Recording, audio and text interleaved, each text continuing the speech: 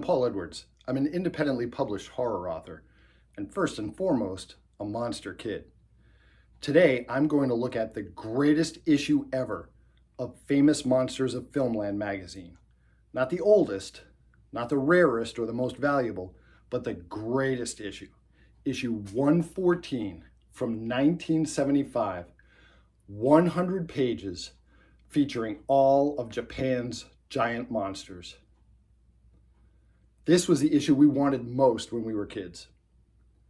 And in case you don't have your own copy of Famous Monsters of Filmland, issue number 114 from 1975, I thought you might enjoy looking through this magazine with me page by page, and we can see what kind of kaiju goodness there is in here. All right, I am really looking forward to this magazine and this video. When I was a kid in the 70s, this was the issue of Famous Monsters of Filmland to own.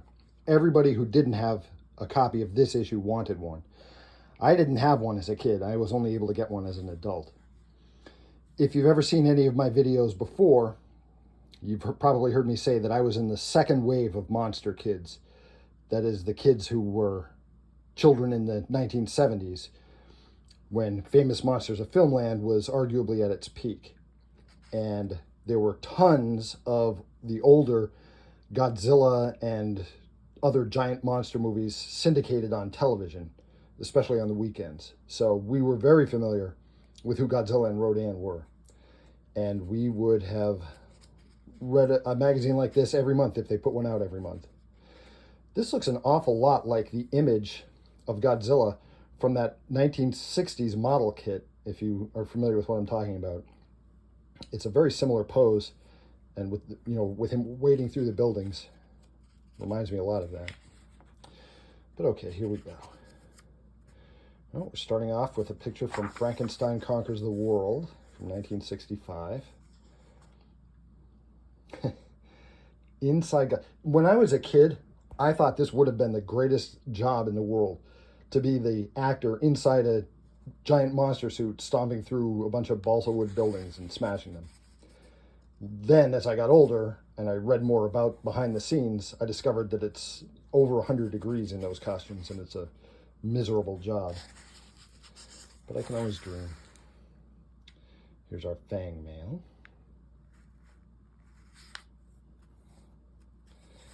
Here's what we get in this issue. Oh, this is going to be very good.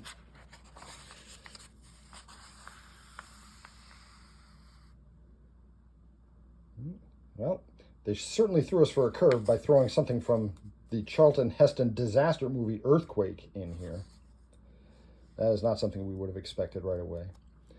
This, you might think, is a picture from one of the Planet of the Apes movies, but it's not. It's from a Godzilla movie. What happened was, in the first half of the 70s, Planet of the Apes was very, very, very popular. And so when they came to do the movie Godzilla vs. Megalon, they made it so that the aliens, although they looked human at first, whenever they were severely injured, they would turn into their natural form, which was as humanoid apes. Yep, these are the monsters you get in Godzilla versus Mechagodzilla. Young Frankenstein, you don't belong here.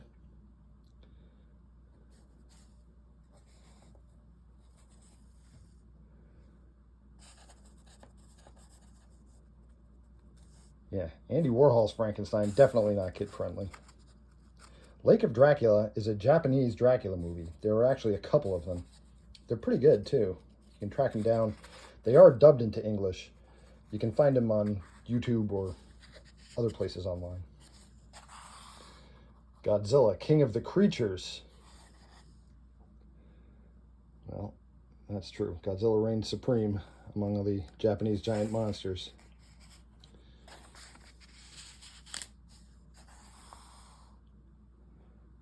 That's a great shot.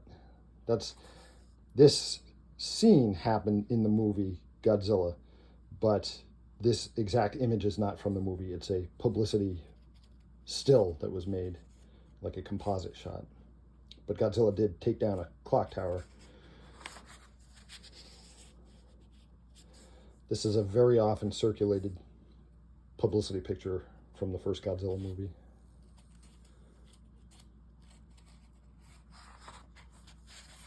Did I miss a page? I think we did. Whoa.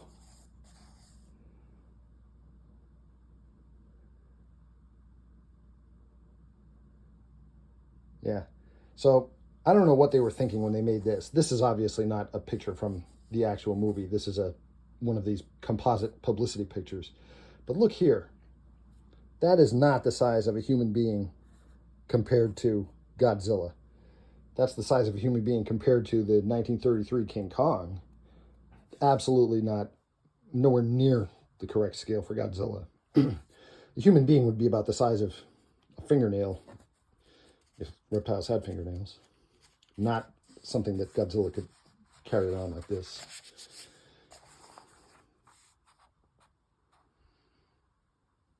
This is probably the most commonly seen publicity picture from the first Godzilla movie.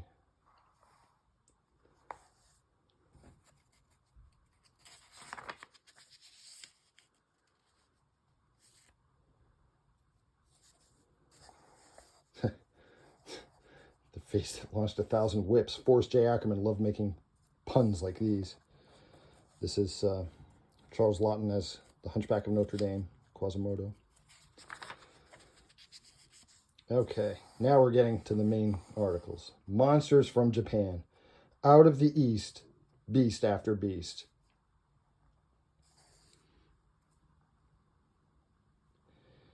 All right, this is billed as being from Godzilla vs. Mechagodzilla, but I'm not 100% sure it's not from Terror of Mechagodzilla. There is a slight difference between the way Mechagodzilla looks in Godzilla vs. Mechagodzilla and the sequel, Terror of Mechagodzilla. A slight difference. The difference is in the chest plate. I am pretty sure this is really from Terror of Mechagodzilla, but feel free to flame me in the comments if I've got it wrong. But I mean, Mechagodzilla looked very similar from one of those movies to the other, so I could be mistaken.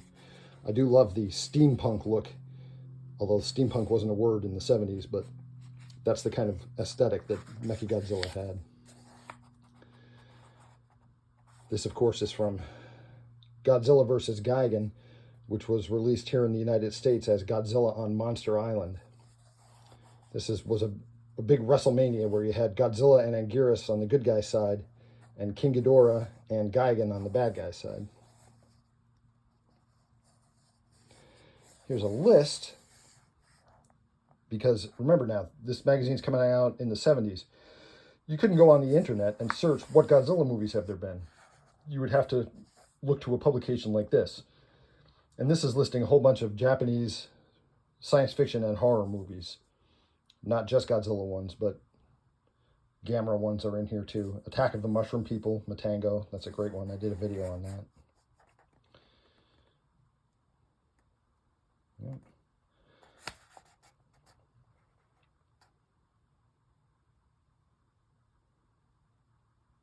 Yep. Looks pretty thorough for all the ones that were out as of 1975 when this came out.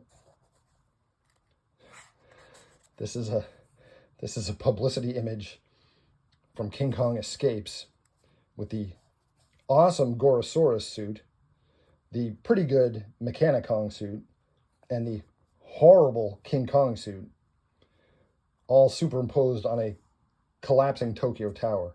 Well, not only did these three monsters not all appear in the same scene together in the movie, they were all in the movie, but not at the same time. But nothing bad happened to Tokyo Tower. King Kong and Mechanicong climbed up it, but the tower wasn't destroyed.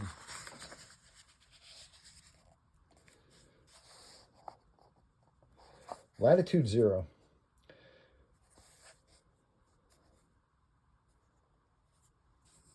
Nice. Fearsome foursome fight. Well, sort of. This is from Godzilla versus Mechagodzilla. Anguirus showed up in that movie in the beginning and tried to fight Mechagodzilla, and then went away, and he was gone for the rest of the movie. And then Godzilla and the new monster, King Caesar, teamed up to fight Mechagodzilla. But you probably know that if you're watching a video like this in the first place. Not an actual scene from the movie, but a pretty good image.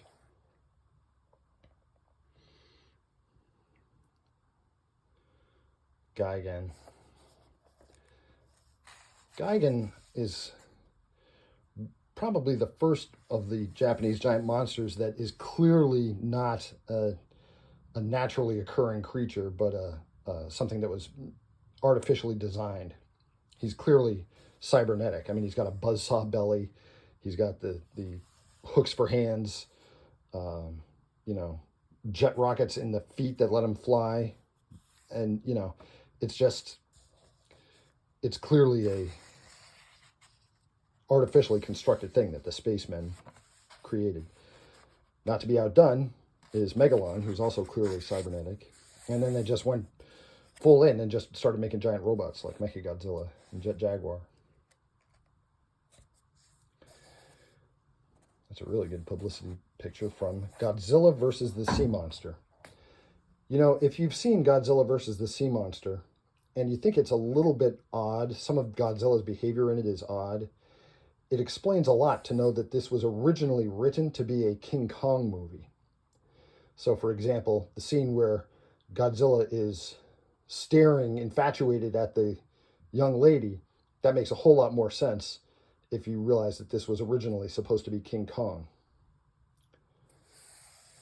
It would have been interesting to see this movie if it had been King Kong fighting Ebirah, with Mothra coming in for the assist at the last minute.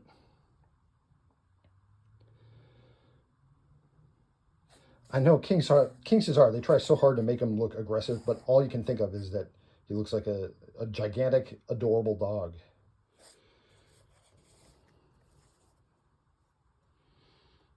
They actually did this in the modern King Kong, Godzilla versus Kong. They recreated this where Kong was lifted by helicopters, with cables to bring him to the South Pole. This is artwork from the Mysterians, where Moguera, a robot monster, has a short but good part. The Manster. For once, a Japanese monster that's not gigantic. It's a two-headed Mr. Hyde kind of character. Oh, yeah. Yep.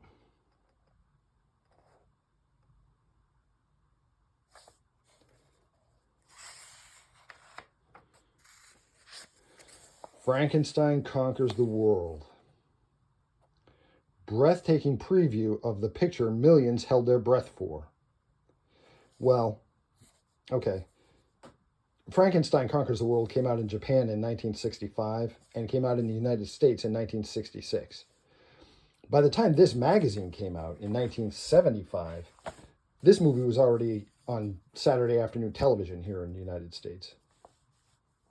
So this is a reprint from an earlier issue of Famous Monsters of Filmland when Frankenstein Conquers the World was about to come out.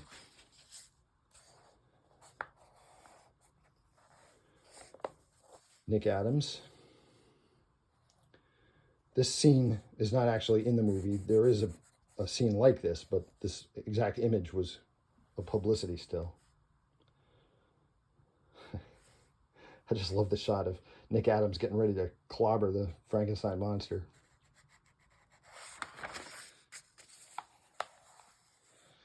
And in this movie, the heart of the Frankenstein monster, during World War II, the Nazis transferred it to their allies in Japan, and it was irradiated at the Hiroshima atom bomb explosion. So the heart of the Frankenstein monster regenerated over the course of time into a 100-foot tall Frankenstein who looked and acted an awful lot like a cave boy. And of course, they had to have another monster for him to fight, so they had this underground monster, Baragon, who I like the design of. This didn't happen, though. Baragon did not have lightning breath. He had flame breath, though. This is a pretty good spread. Remember, in 1975, you couldn't just go online and print pictures from whatever monster movie you were interested in. The only way you were going to get pictures was, number one, draw them yourself, or number two, cut them out of a monster magazine like this. And even that gave you a terrible dilemma, because let's suppose you really like this picture and you wanted to cut it out. Well, that would mean you were cutting into this. You were sacrificing this picture. Or if you wanted to save this one and hang it up on your bedroom wall, then you couldn't see these pictures again. It was a tough choice back then.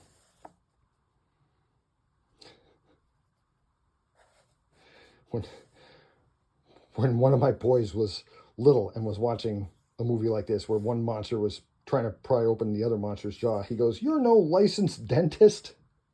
So every time I see a shot like this now, I'm thinking like this. I'd say, "Frankenstein, you're no licensed dentist."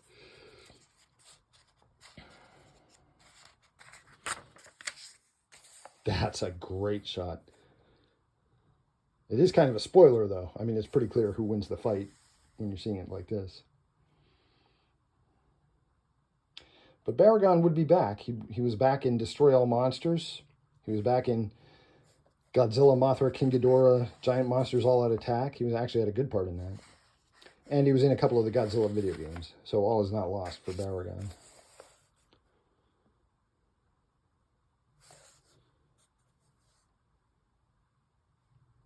I can't believe Forrest J. Ackerman passed up the opportunity to put a terrible tank pun here. Like, tanks for nothing. That would have been right on brand for him. Okay, when they made this movie, they had the giant Frankenstein, and it fought this dinosaur. Okay, those were parts of the story.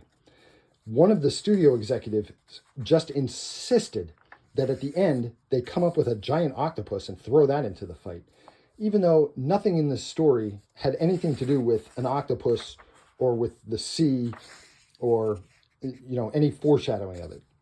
So to keep him happy, the studio did film this scene, but wisely, they did not include it in the completed movie. So you can see images like this online with the Frankenstein monster fighting the giant octopus. But mercifully, it was not in the movie. By the way, people are so into Japanese giant monsters, there is actually a name for this giant octopus, even though he didn't make the final cut of the film. Udaka.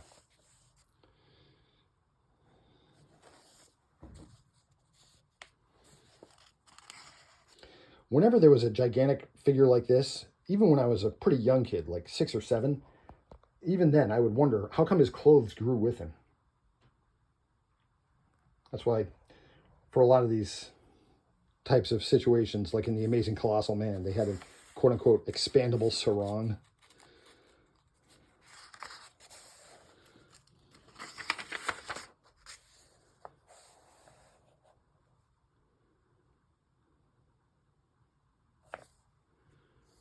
Mystery photo.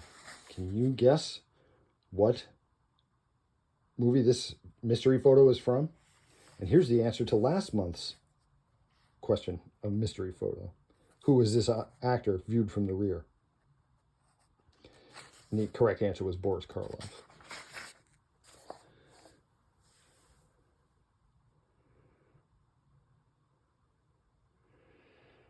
Okay, well,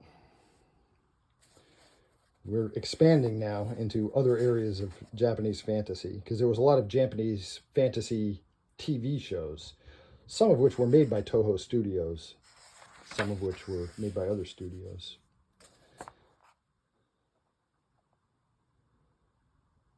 And they have far out monsters. This is actually where we got Power Rangers from, because in the 70s, when this came out, and in the 80s, there were a whole lot of these masked or costumed superhero shows in Japan where a team of heroes would fight against, increasingly preposterous monsters. And dub those shows into English and throw in some American actors, and you have Mighty Morphin Power Rangers. Okay. I don't even have to tell you that this image is not in the movie King Kong vs. Godzilla. This is a publicity image from the 1933 King Kong. And King Kong is nowhere near this big compared to buildings. Even in the modern films, he's still not this big compared to buildings. Neither is Godzilla, really.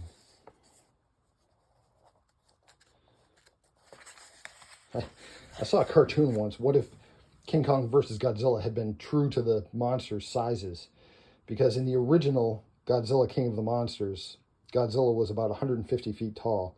And I know in the American dub they said 400 feet, but that's not the case. He was scaled to be about 150 feet tall. King Kong, in the publicity materials for the 1933 movie, they described him as being 60 feet tall, but that wasn't true either. They scaled the King Kong model to be, I think it was 25 feet tall. So even using those numbers, though, Godzilla was many times the size of King Kong. And so the cartoon was just a one-panel cartoon of Godzilla just stomping on Kong. So it was a real short fight.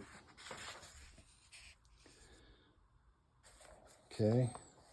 Obviously retouched. This is from Godzilla the Fire Monster. In the US, this was released as Gigantus the Fire Monster. In Japan, its title was Godzilla Raids Again. And now, if you see a release of this movie, because it's out on DVD and in other formats, if you see an English-speaking release of this, they have the original title, Godzilla Raids Again. The fight between Kong and Godzilla at the end of this movie was just awesome. And from what I've read, the stuntmen portraying the monsters basically thought up most of the fight themselves on set. They had a general idea. I mean, they knew who was going to win the fight, and what was going to turn the tide of battle. But they didn't know all the different moves the monsters would make. They made them up as they went along. But I thought they did great. Oops. Believe it or not, speaking about the size of monsters in their original movies, Mothra was actually much, much bigger than Godzilla and his friends in her original movie. The wingspan of Mothra was supposed to be 800 feet, which would make Godzilla like this big standing next to her. And when they, in the first sequel to this, where Godzilla fought Mothra, they actually had to scale Mothra way, way down to make it a fair fight.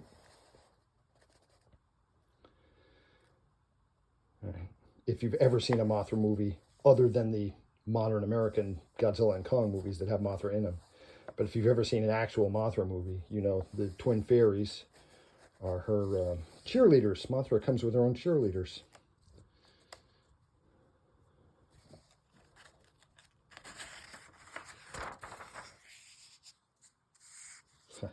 This is a good shot of infant Mothra, the larva form, the caterpillar form, crushing, I believe it was New Kirk City. New Kirk City was a stand-in for New York City. And there's massive adult Mothra.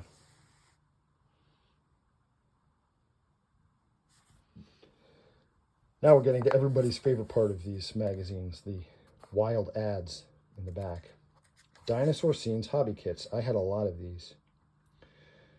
They have snapped together bases. So each of these individual figures, these models, comes with a plastic terrain, a plastic base. And if you just buy the one figure and stand on the base, that's fine. But if you buy multiples, the bases interconnect. They interlock. So, like jigsaw puzzle pieces. So if you collect enough of them, which I did, you can have a whole spread of prehistoric creatures, although they're all from different eras. I had this, and this. I did not have the T-Rex. I never got the T-Rex. I had the Allosaurus, but not the Tyrannosaurus Rex. The caveman, I had the tar pit, the saber-toothed tiger, the woolly mammoth, Oh, this is the tar pit one. This is the tar pit one. This is the pond. I'm not going to try to pronounce this. The giant bird one. Yeah, the crown jewel of this collection was the T-Rex one, but I never did get that one. I had the Ankylosaurus. That was my favorite dinosaur when I was a kid. The Return of Ghidorah. So King Ghidorah, the three-headed dragon, was a very popular villain in the Godzilla movies. And when the first Ghidorah movie was released in the United States, it was given the name Ghidorah, the three-headed monster. They took an O out, I guess to make it easier to pronounce or something. So this was the first sequel that had Ghidorah in it, or Ghidorah in it, Monster Zero. And in this one, some very friendly, helpful aliens ask if they can borrow Godzilla and Rodan to fend off King Ghidorah. And it turns out what they really want to do is put Rodan and Godzilla under mind control like they've done to Ghidorah and use the three of them to attack the Earth. There is one scene in this movie that is actually really good.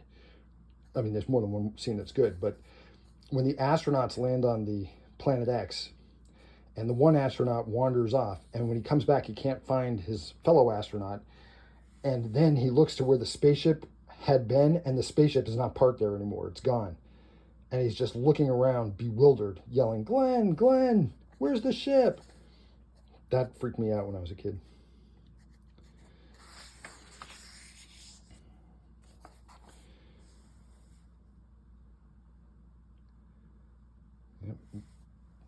King Ghidorah is usually considered the best of the Godzilla monsters that isn't Godzilla himself. They had a plastic model kit of Ghidorah that they sold in this magazine. I wonder if there'll be an ad for it in here.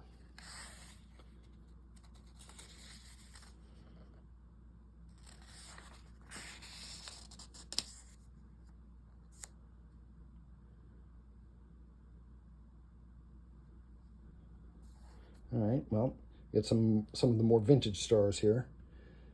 You get Boris Karloff. I've seen this episode of The Wild Wild West.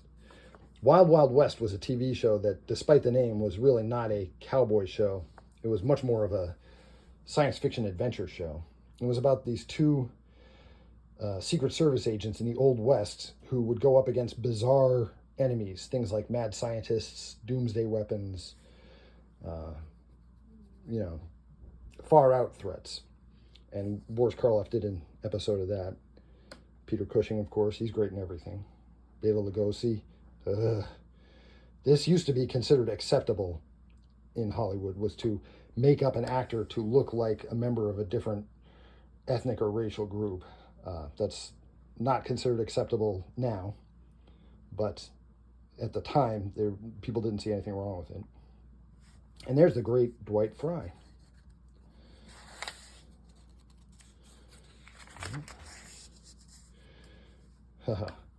All right, so if you're familiar with the Godzilla series, they went for 9 movies, and then when they were going to make the 10th movie, they thought at the time that this was going to be the end of the Godzilla series. And so they threw in every monster they possibly could and made Destroy All Monsters. And this was part of the publicity material for it. Yep. Let our common war cry be heard. Destroy all monsters. The battle cry that could save the world. Wow. Terror in the 21st century. But the movie's actually set in 1999. So it's still the 20th century.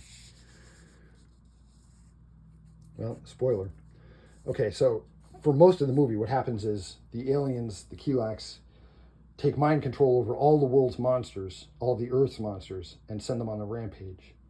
And then we break their control over the monsters and get control over them ourselves. So then, as their next strategy, the Kilaaks bring in a space monster, King Ghidorah. And that was supposed to be a surprise. They probably shouldn't have shown it to us here in the magazine.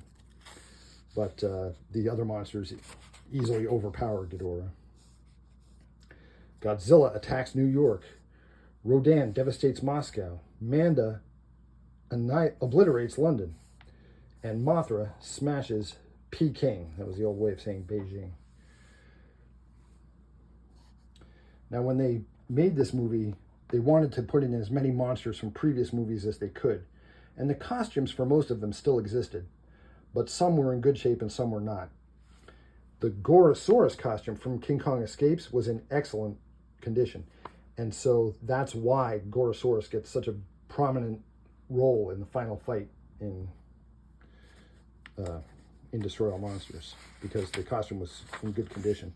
Some of the other monsters, like Baragon, the costumes were in terrible shape, and they could only barely hold up in front of the camera just for, quick views.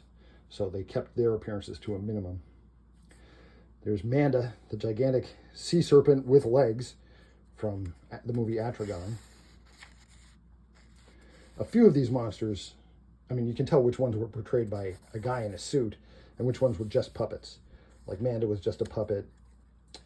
Spiga, sometimes called Kumonga, with the giant spider, was portrayed by a puppet.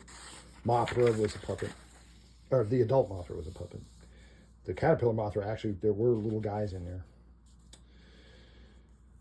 Back issues of Famous Monsters. The thing about Famous Monsters of Filmland is, even if you own a ton of issues, you are almost certainly never going to own them all. And so when you look at a spread like this, you immediately start looking for the ones you don't have. And you're like, oh man, I don't have that one. So they were very good at making you want more. But you could order back issues. You can buy them now on eBay. That's where I get mine. I still have some issues of Famous Monsters that survived from my childhood, but the majority of the ones that I show are ones that I bought as an adult. And especially... Okay, sorry. Minor technical glitch. I was saying, the majority of these magazines that I show in my videos are ones that I bought as an adult. And you can tell, especially if it's in good condition, it probably was not mine as a child. Monster Games. You can play Monsters Castle, Creepy Castle, Monster Match, Werewolf Game, Capture Game. Or you could just wear monster pins or solve a Lone Ranger jigsaw puzzle. I'm not sure how the Lone Ranger got in here. Nothing monstrous there. I guess he's a masked vigilante. That's kind of superhero-ish, but not really.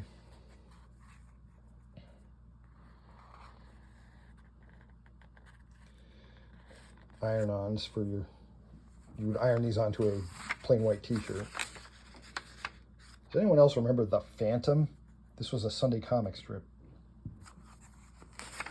That aged like milk, but as a kid I liked it. Now it would be considered culturally insensitive. Bendable monster figures, 8 inches tall. All clothes made of cloth. Yep. Did you have any of these? I have modern versions of these, but I don't have 70s ones. Haunted Mansion hobby kits. Yes, it's the Haunted Mansion from Disney World. You're right. Play it again, Sam. Yep. Nice.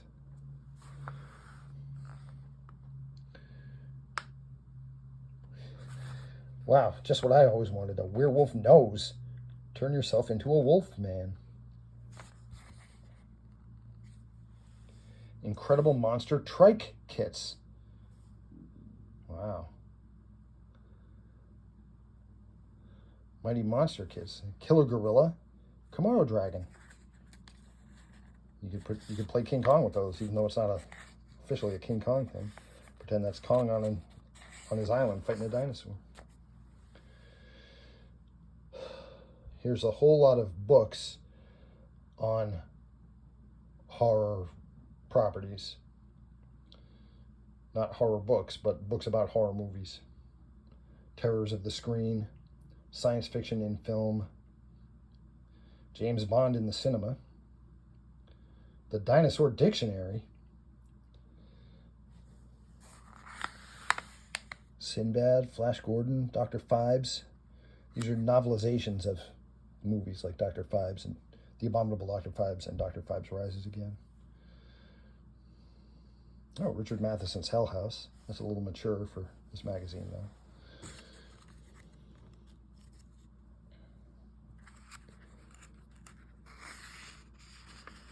Well, some Lovecraft in here. As a kid, I had no idea who H.P. Lovecraft was. Now I'm up on my Lovecraft. And I know that I would have liked it as a kid if I had discovered it, but I only discovered Lovecraft as an adult. Yeah.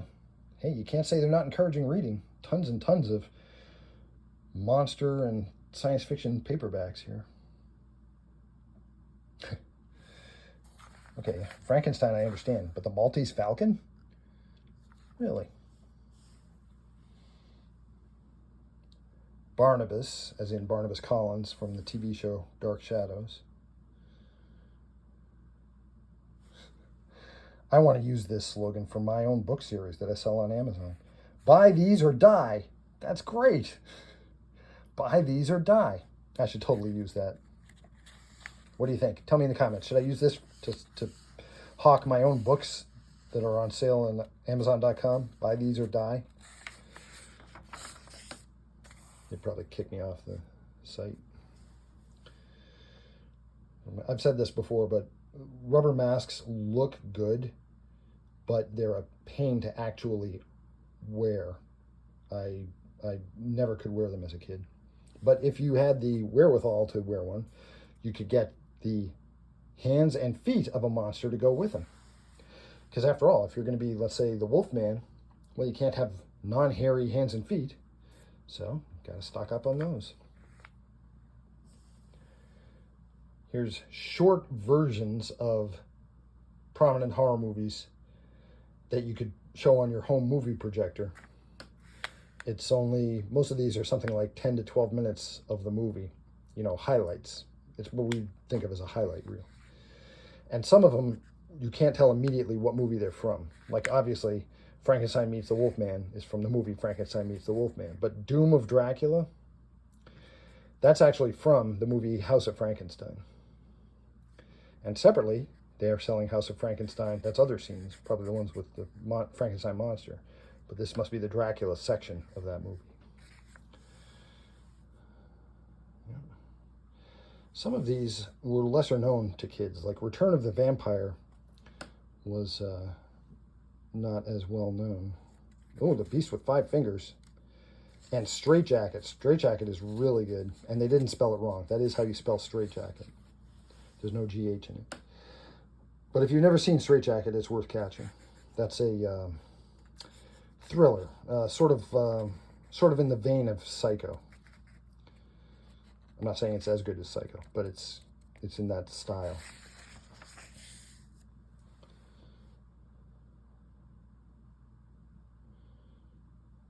Mm-hmm.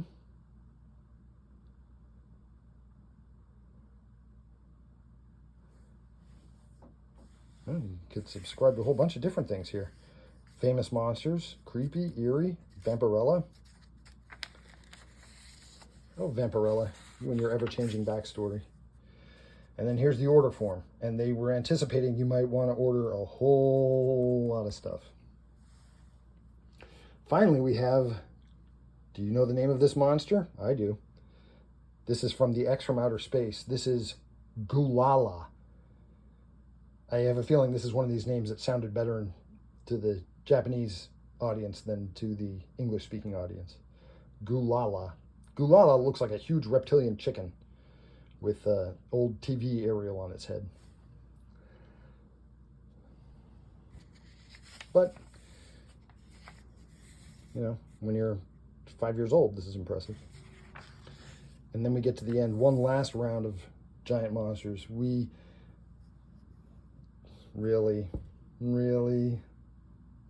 shall go ape over this all-Japanese treat. Yeah, that's great. And another set of images from King Kong Escapes. Well, did you notice something? All of Japan's monsters, it was all of the Toho Studios monsters, but where's Gamera? Where's Gamera?